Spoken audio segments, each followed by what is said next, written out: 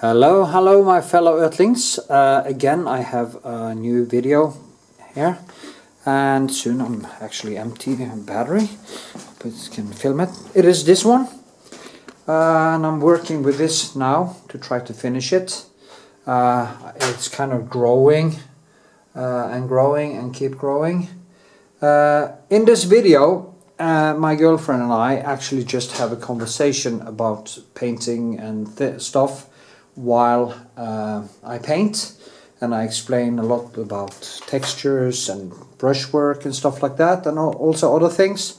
She's asking a few questions just as a trigger, and then I just keep answering them. Of course I go into my rants, and there are more me talking than actually question asked, but that is quite typical.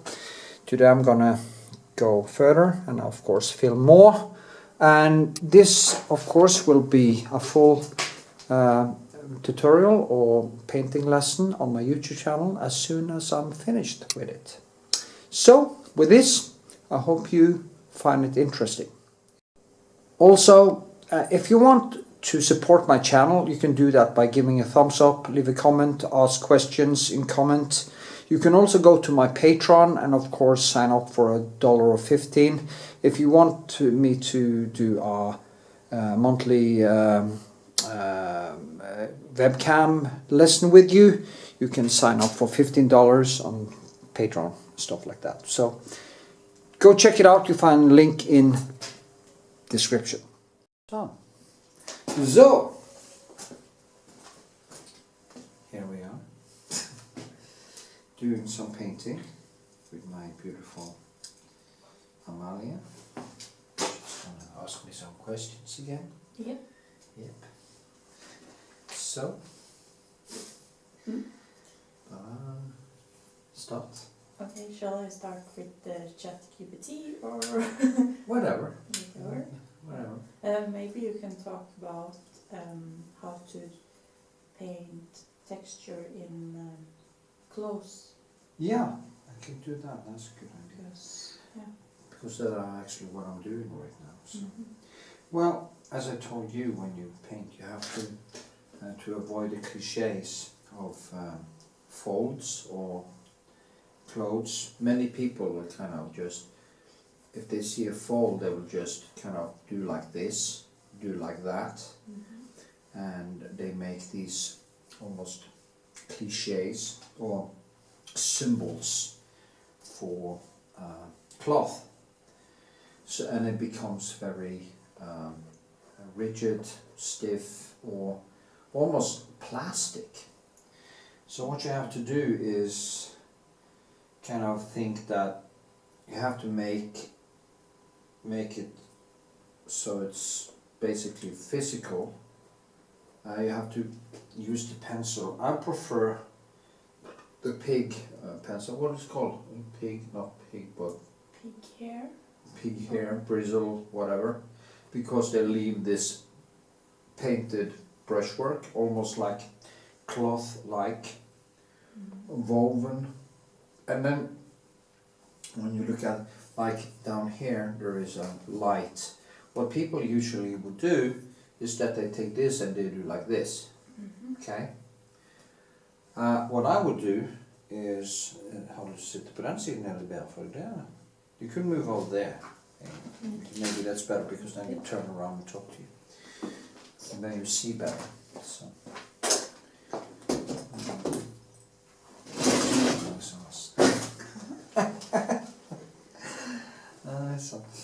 Well, so what I do is basically taking the color, and I see this thing here, and I do like, instead of dragging it down, I do like this.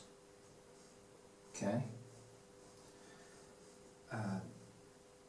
You can also do, of course, different ways, but I try to just knit it almost like it's cloth, and to create that kind of more darker part here, I just mix some, maybe some reddish or blue, tone it down a little bit, try to figure out which, because it seems like and I do like this, okay?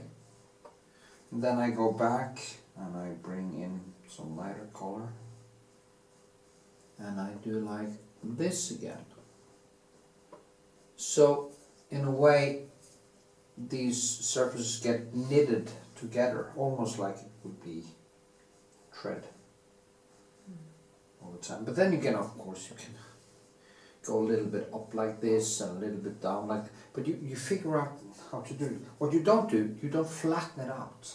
You can do that in the shadow parts. In the shadow parts you can do that. But there too, the shadow also has to have texture. So what you should do is like Rembrandt did. He painted all the texture. Then maybe he took a glaze and just glazed in the shadow on top of it. And then it actually feels like the shadow is hitting the cloth. Okay? So that is the way to do that. And then of course you just, like, there's lines here, there's some thin things here, because so here's a lot of mistakes I have to fix and stuff, but that's the way I do it. Have you noticed yourself that it's a good way to do it, like this? Huh? No, because I haven't tried. You haven't tried it? No. No, because your painting of your father was very nice, but there was a few small things like that you kind of made the folds a little bit like symbols.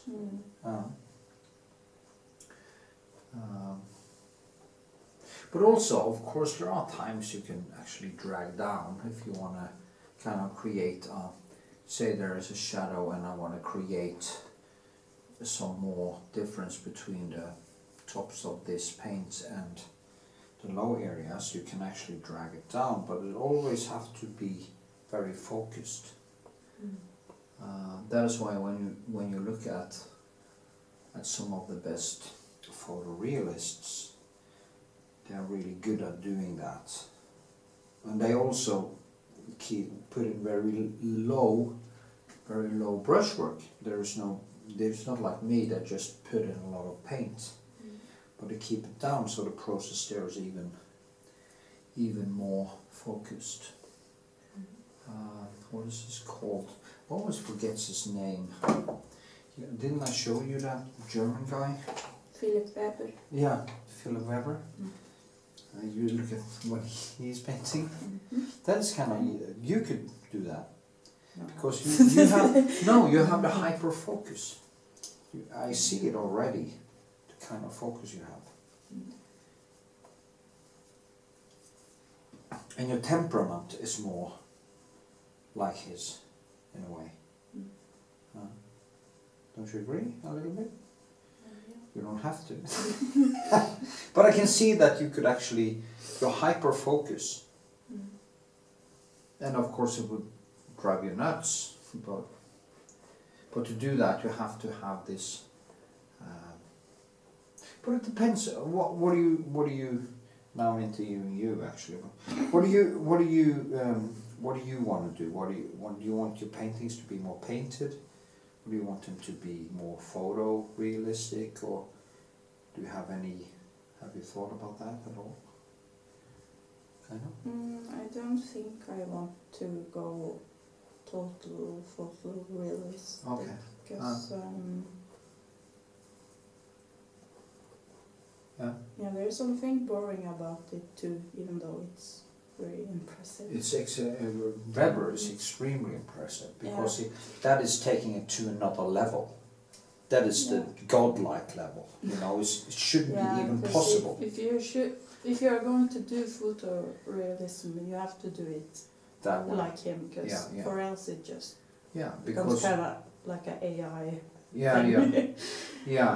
And it becomes dead and boring. Yeah. And but his stuff isn't dead and boring because he has. And what impresses me the most with him, because I have ADHD times 50. I guess he probably has an Asperger syndrome or something, or some kind of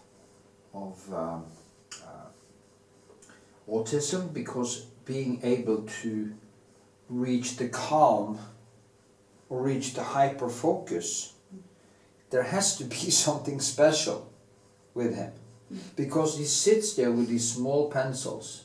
Now people told me they can't understand my patience, how I can have the patience to do the things I do. And as you know, in prison, when I did this repetition work, and people ask me, how the hell do you have the patience to do this? It's because of the flow. There's no problem. It's just, I enjoy it. I just drink my coffee, I listen to music, and I don't have to think. And when you have a problem with overthinking in the first place, the best thing you can do is do something creative that leaves you not thinking. Have you noticed the beauty of it when you don't have to think? You just turn it off. And that is what made me fall in love with painting in the first place. So, yeah, okay, blah blah blah. That was a long. Do you have another question? Or another? Do you wonder about something? Maybe I can see what AI wants to ask.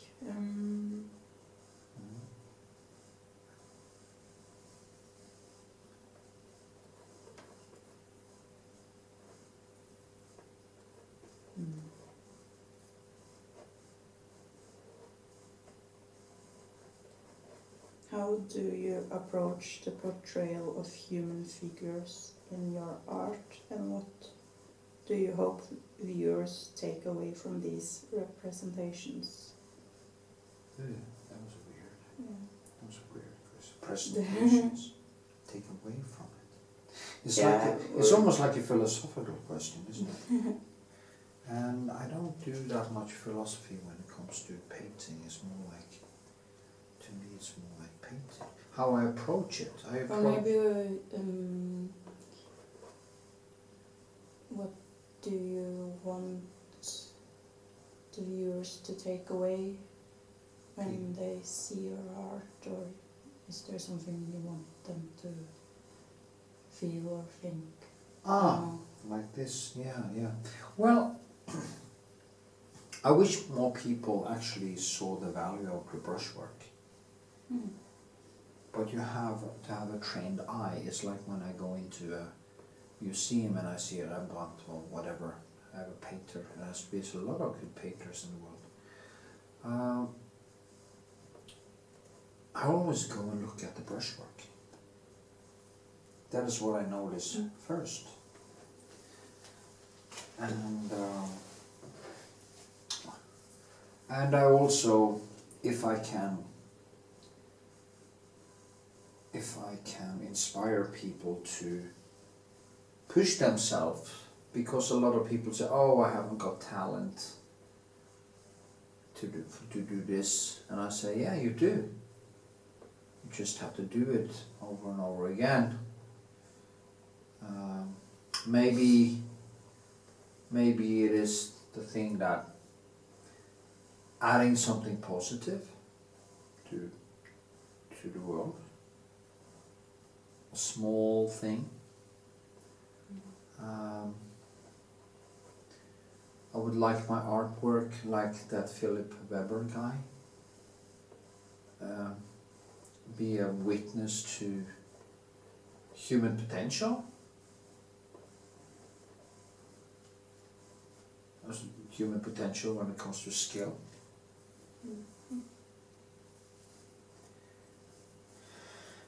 I'm not that, in this is just a portrait, and of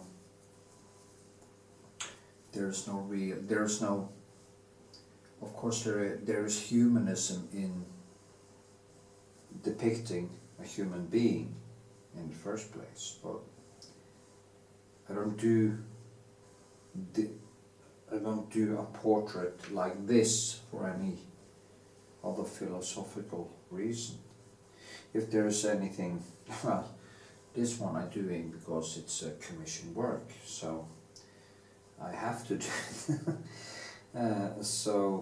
But if I did, like I paint a portrait of you, it's because I find you interesting as a person and beautiful, and of course that you are there. So, but yeah. So if I choose people to paint, if I should choose, I would choose from beauty and interesting. Like Duffy. I would like to. I have taken some very nice photos of him, the musician with a big beard and stuff, because he has character. He's not pretty, but he has character. Okay. Well, he's kind of beautiful in his way, you know. So yeah, and also when I get to it in my human condition exhibition, or yeah, I'm gonna paint people I find interesting, portraits of people I find interesting, and both people who are bad and people who are good, and kind of tell their story while I'm painting and what I think about them and stuff like that. So I guess that then there will be more like a philosophical or humanist approach to why I paint them. So I don't know. But for me, it's always about the paint. So no, I go down like this. Then maybe I take, because you see, you have a lot of kaplak in this. And if I should say something, there's a lot of sort of Prussian blue or Prussian green, and Prussian blue is kind of green. It depends how you use it. So I feel that here in this one, I see that you have this kaplak or alizarin and Prussian blue. That is why the Prussian blue goes against the green, like blueberry. Blueberry isn't really blue, they're just really, really, really blue-green in a way. Alizarin, I would say, is the complementary color to it. And I see it in this, there's so much Prussian blue, and then the alizarin comes in there, so they are complementary colors. And I have no idea why I started talking about that, but maybe you could tell me why. So yeah, we were talking about the human figures and why, and you talked about human condition and why you wanted to paint the people you want to paint. Yeah, and then was it texture, or was it about? That was what I was going to talk about. That I take like the Prussian blue, and I kind of do like this, for instance.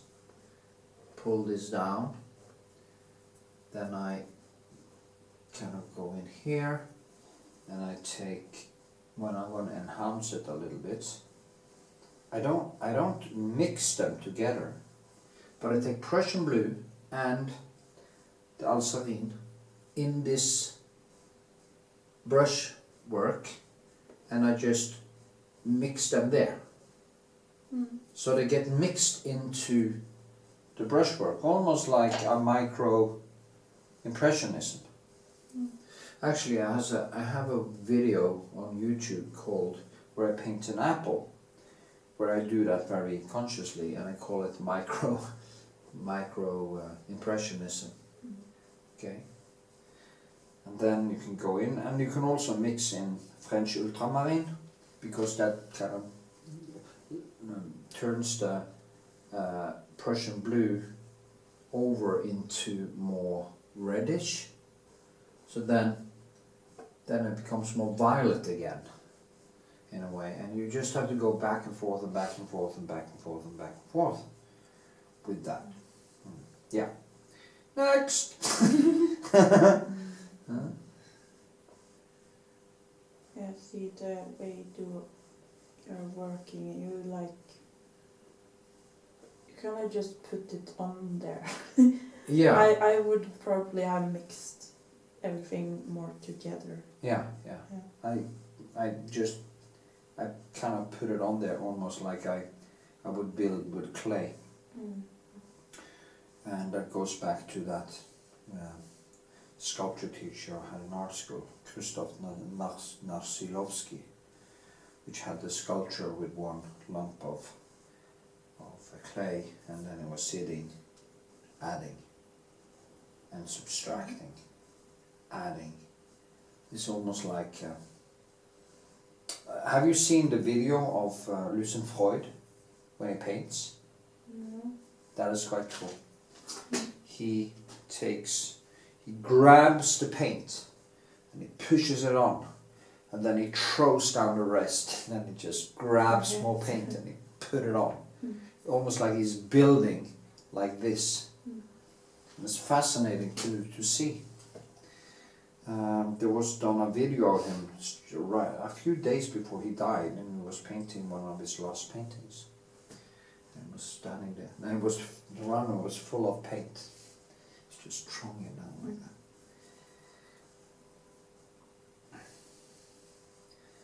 It's very fascinating to see.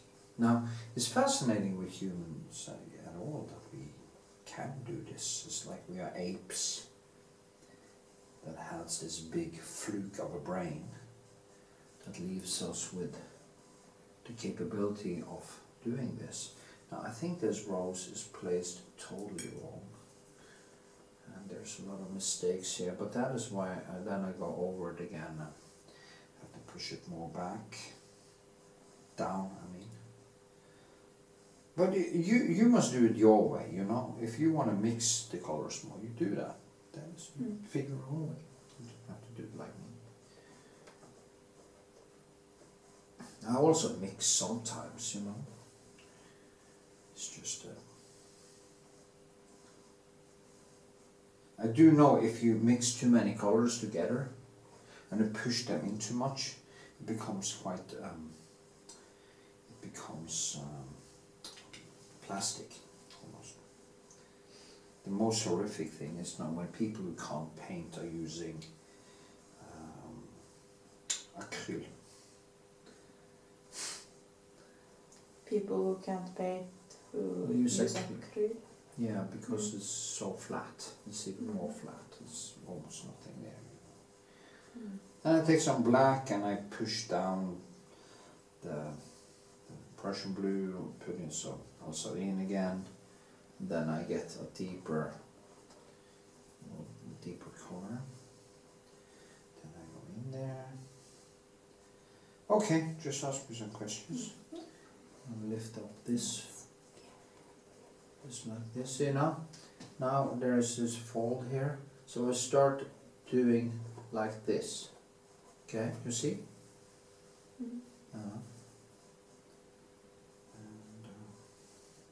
because then I kind of make this woolly, and then when this comes in from the side here, at some point I make this line disappear. Okay. Okay. Question?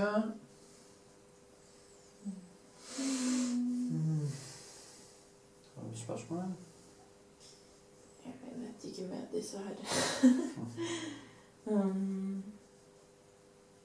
What challenges do you face as a figurative artist, and how do you overcome that? Challenges? Well, you have the skill challenge. I think it's the biggest challenge is kind of the skill wall. When you hit the wall and you don't have the skill to do what you want, and accepting that. Don't attack yourself in a bad way that you quit, you know. Like a woman that I that was drawing, and she kind of did the same mistakes over and over again. But she get a little bit better. But she stopped for a while, and then she went all the way back and did it over again. And now, a while ago, I asked how is it now. She wasn't getting any better. She was wondering, just giving up. And that is why she will never become a painter or a drawer, because she gave up. She didn't have the patience. I told her over and over again, you have to have the patience. When you start on a drawing, start slow. I told you too, you know, remember the sketch? It turned out very well, so I was kind of wrong telling you to start all over again, because it turned out very well.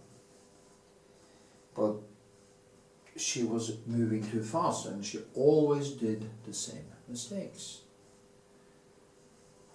And I said again and again, why can't you just start with the same format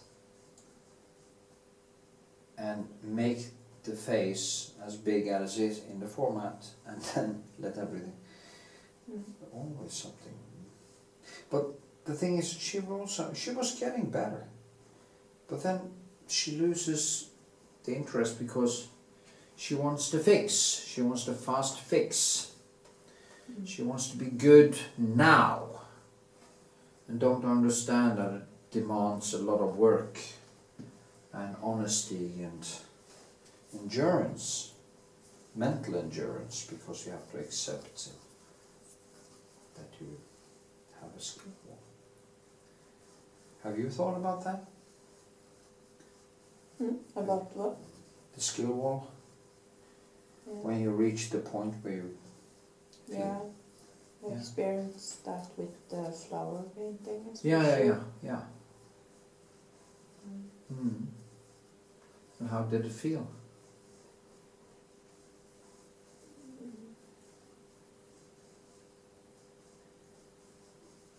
It almost actually feels like I'm trying to do something impossible, but that time it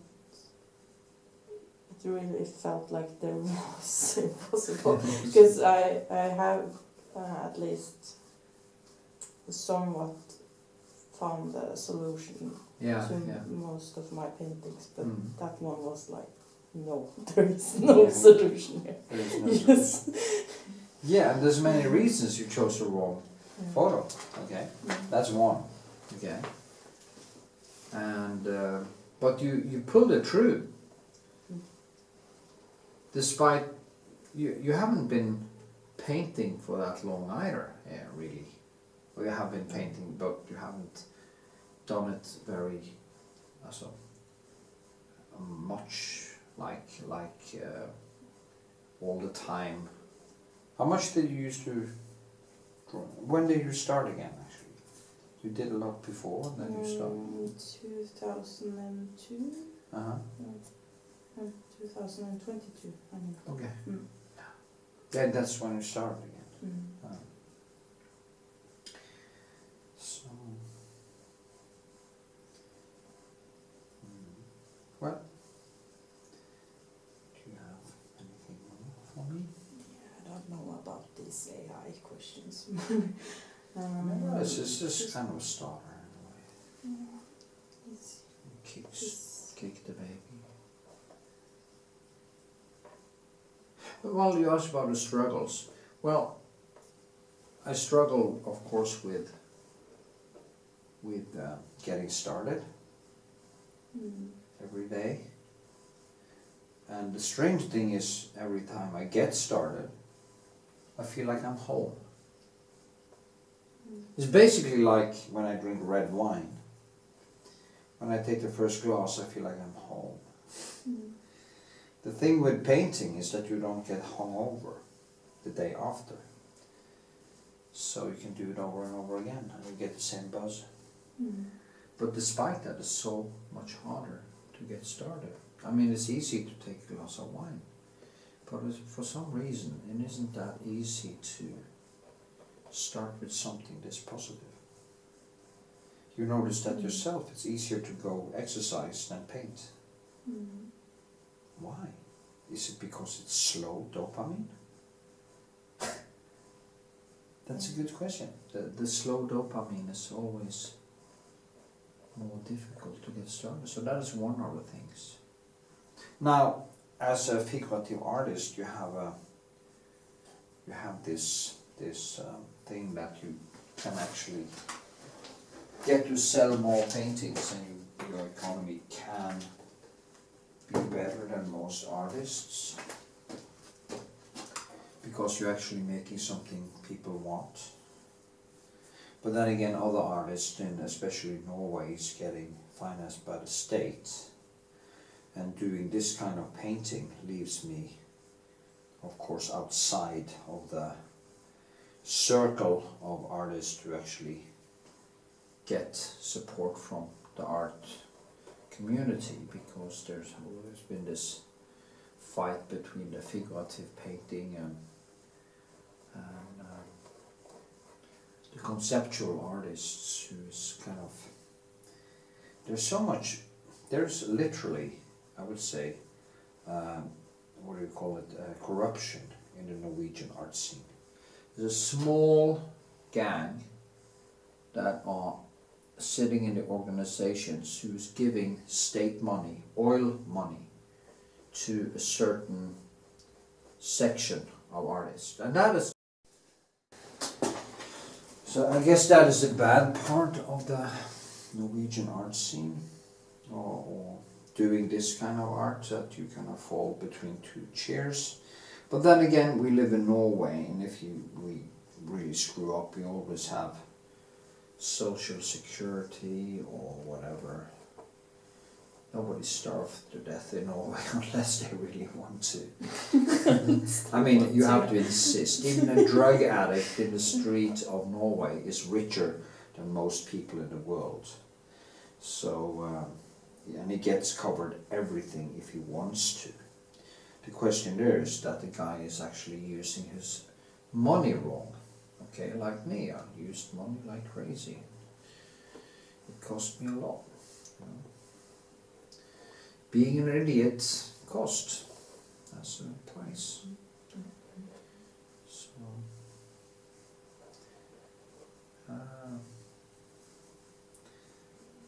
So yeah, this basically struggles are getting started, skill war, and sometimes economical things. So, yeah.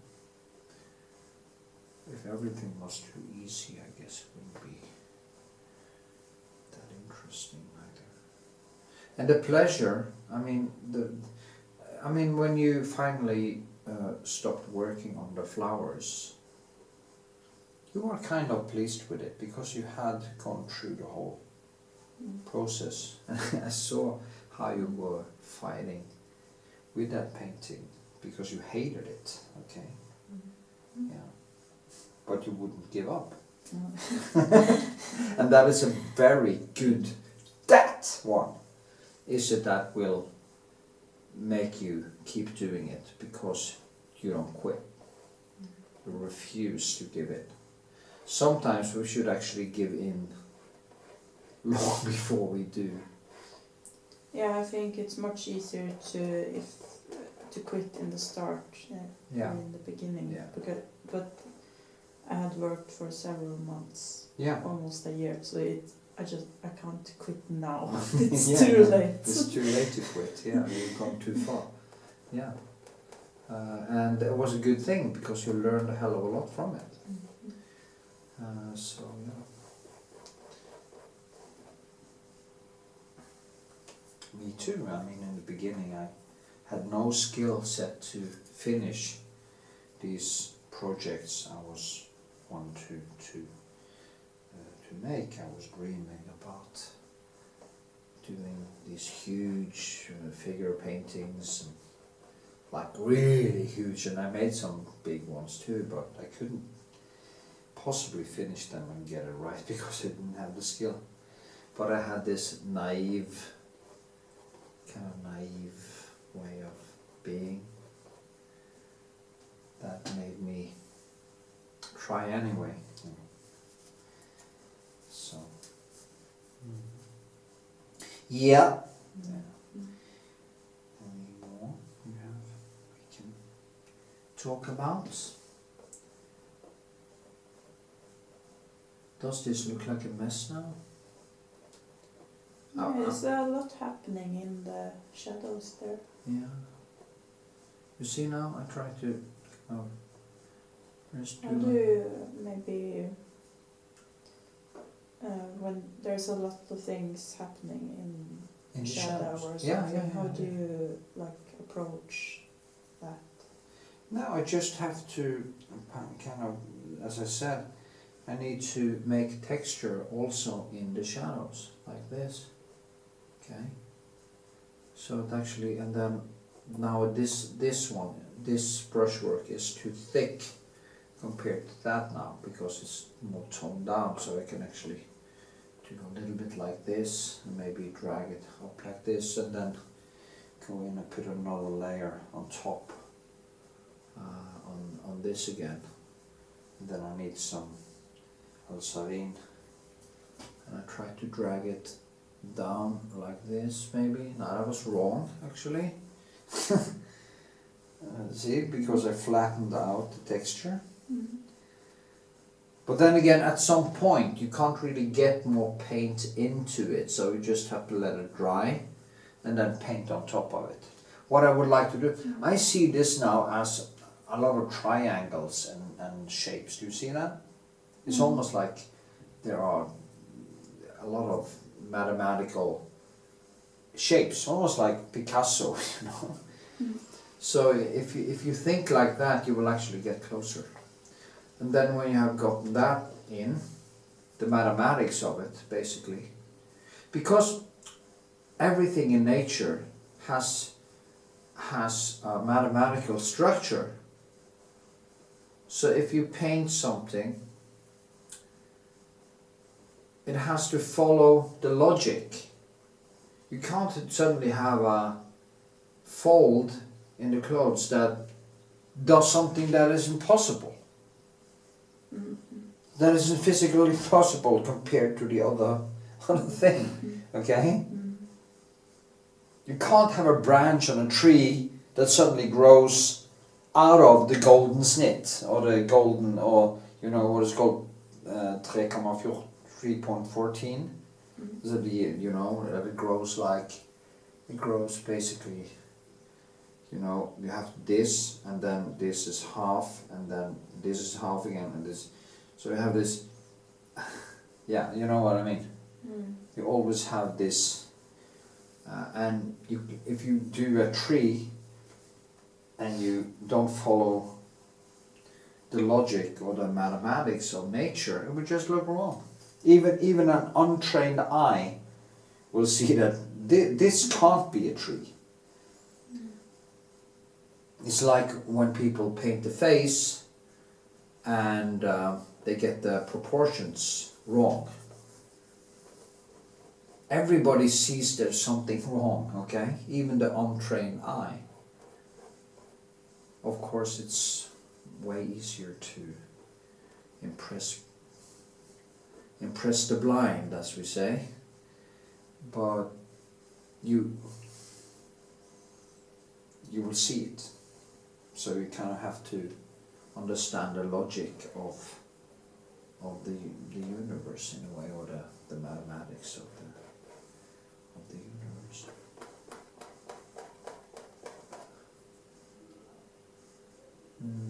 Yeah, and we'll come back to the thing with about why paint, or what the challenges are.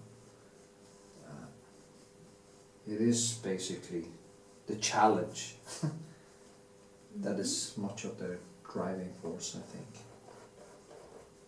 Getting it right, pushing those limits, and of course that nice feeling when you finally finished something. And you can relax for 5 minutes before you start on a new one.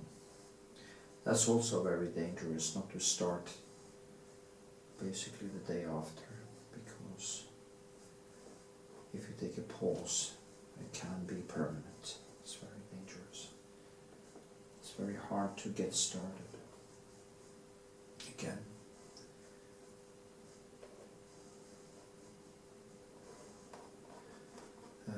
It's like the taekwondo.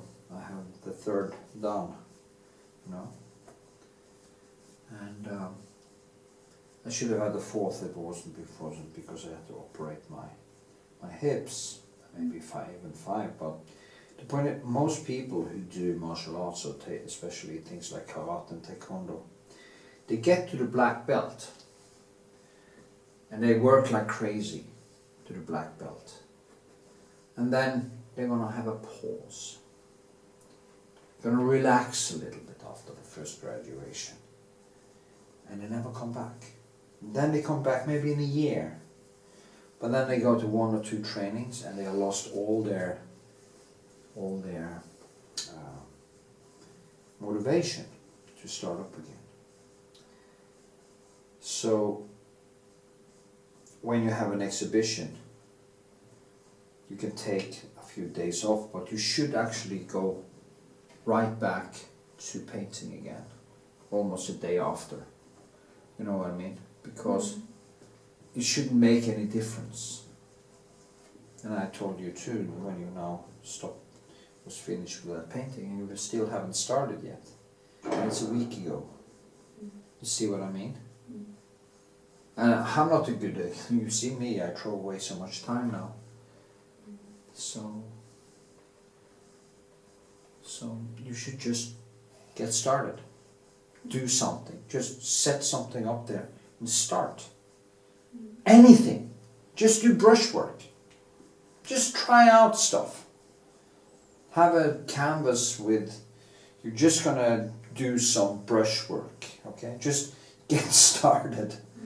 So, because if not, it can be permanent. It will be harder and harder and harder. And you're the kind of person who also, it's almost like you have to have some meaning behind what you do. And that's a trap. You shouldn't seek meaning, you should just seek the feeling.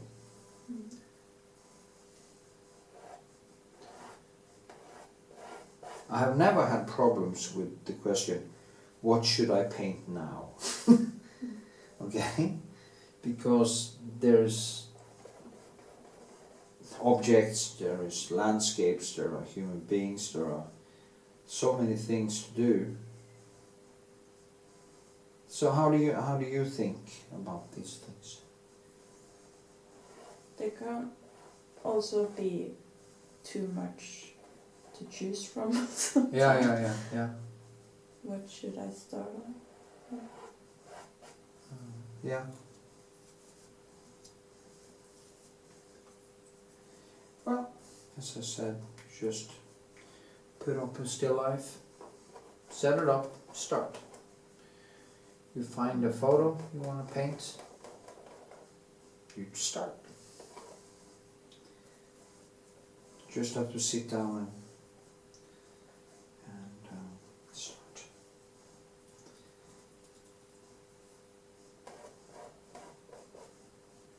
So that's the good thing I think about still lifes and stuff, because you can take a stone, you can take an apple, you can take an onion, you can take anything, some bottle or whatever, you can just start.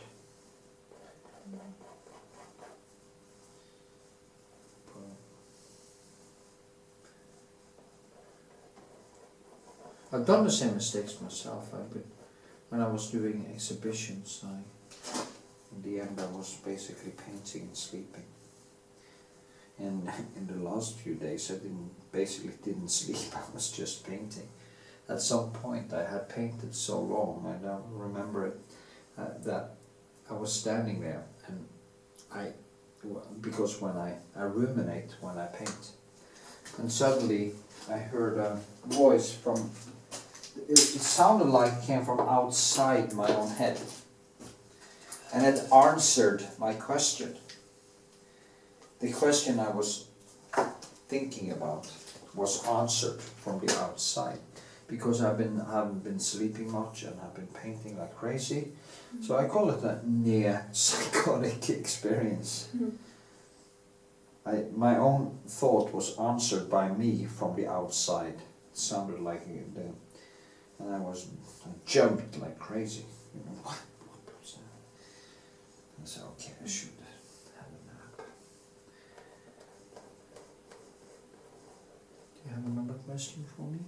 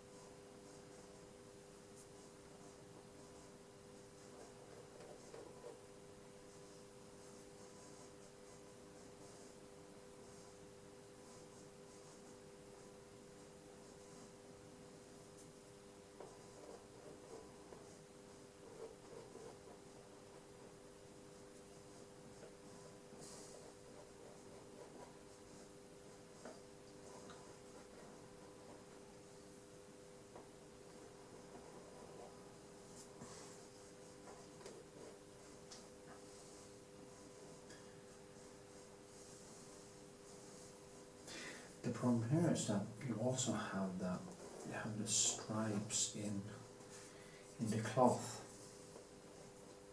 And with my technique, I mean, I would like to get all these stripes into painting, okay? But I know it would take me a year. Yeah. Okay, so I have to find a way to make it feel like it's there. And that is basically trying to just make points or whatever. At least give it some feeling of that cloth.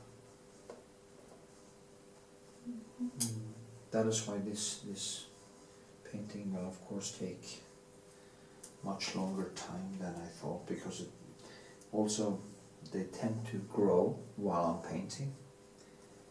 What grows? No, it's like I see something, oh shit, I have to do that, and in the first place I use, okay, I'm gonna paint a kind of a loose, more sketchy shirt, and I'm gonna do, you know, and then you keep on working and you go deeper and deeper and deeper into more detail. And in the end you have crossed over the Rubicon, and you have done so many details that you kind of have to do all the details. Or at least focus some details. Like, also what I do here, now I make this in wet paint. Okay, so I go in and that you can see in the classical paintings that people were basically doing wet paint, and then you drag, so you actually creates a physical difference. It's like a stitch. Yeah.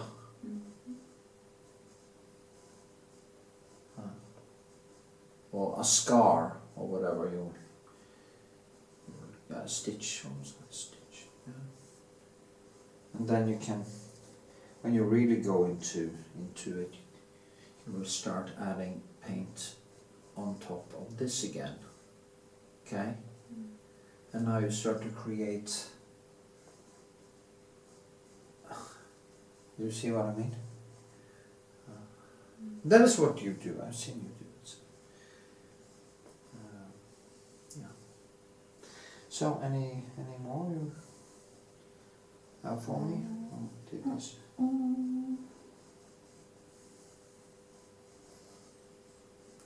Yeah, maybe.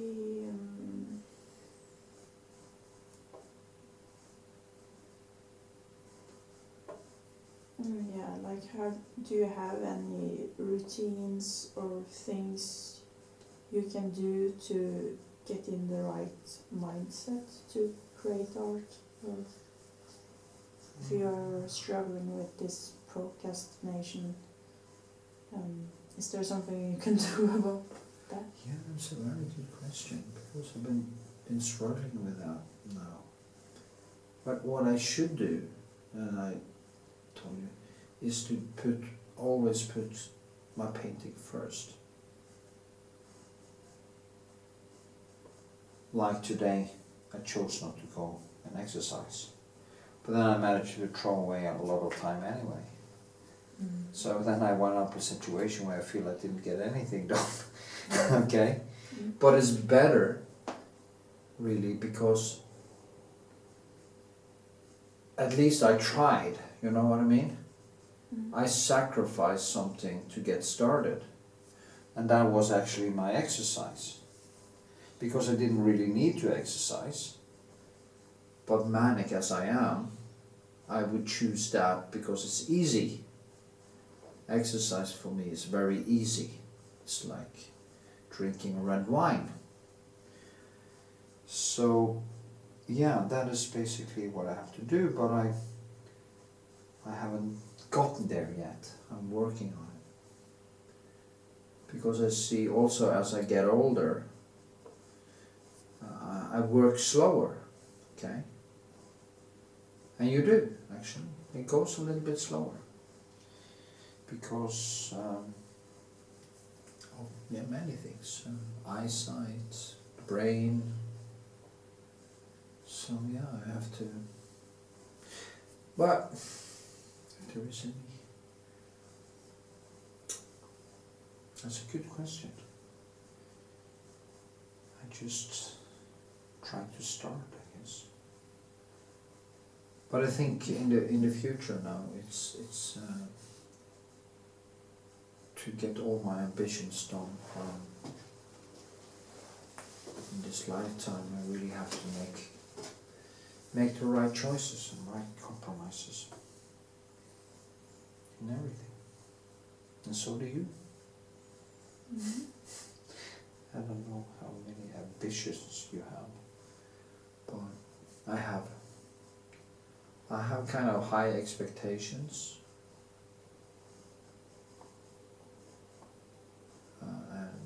of myself, and I'm acting as if, and now I'm very honest, I'm acting like Seneca says in The Shortness of Life. People are acting and throwing away time as if they should have an infinite bank account with time. And time is basically the only thing you can't get back. It's the most precious thing. It's the most precious thing you can give to another person. It's your time. Because you're actually giving your life to that person. When you give that person your time, you're giving that person your life. It's like having a kid, you know.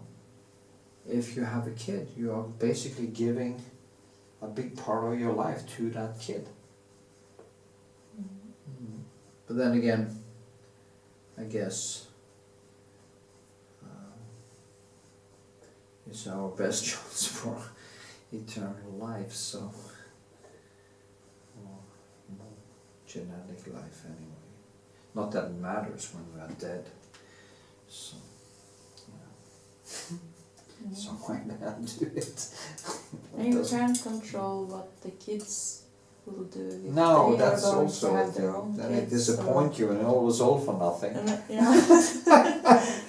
Oh kill God, themselves, yeah, I great. made you and you did nothing about Yeah, it. I Now made we are you. both I going to used die. my life for you to have one, and you throw it away, you moron.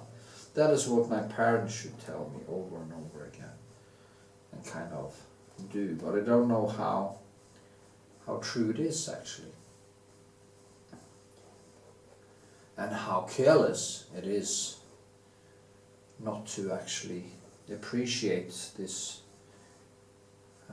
a little bit more.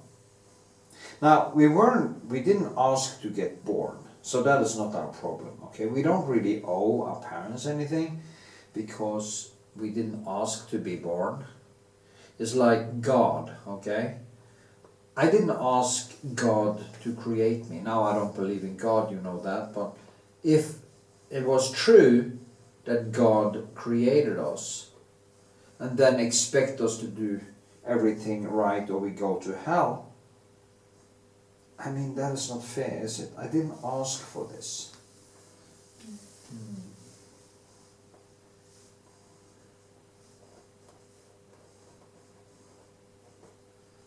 I can't help that. It's not my fault that you created human beings so fucking fragile.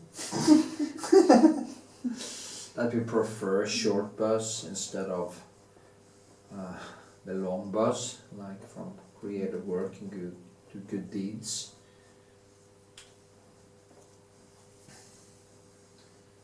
That we have a brain that leads to self-destruction. And I'm gonna blame us for it. And fuck you, you know. You placed a tree there, it wasn't us.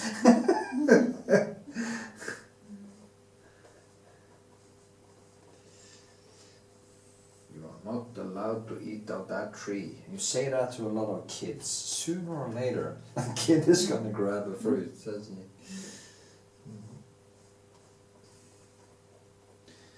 Anyway, do you learn anything? Yeah. So what do you learn? About directions and brushstrokes.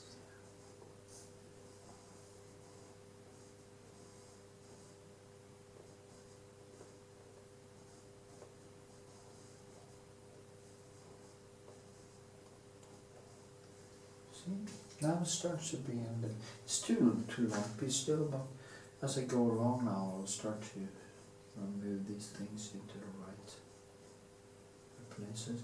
That is why it's almost like the longer you paint on something, the more I would like to get all this plaster correct. I would like to, you know, now I'm getting it into deep, so I would like to go so deep that it's ridiculous, okay? And that is kind of what I would like to do in the future. I would like to use so much time on my paintings that I could actually make huge paintings that was Rembrandt kind of painted with the Vermeer quality and almost photorealistic at the same time, if you know what I mean. And I'm not good enough, sadly, and probably will never become good enough. I could become way better, but then I also have to have this hyper focus. And that I never get tired. Do you get tired when you have been painting a lot? Your brain? Yeah, sometimes. But you got to get depressed after. No. No. And now I'm putting the answers in your mouth. But then again, you would say yes anyway if you did. So. I've never been depressed because I. So. Okay. Should we call it? Anything more we should cover? Nah.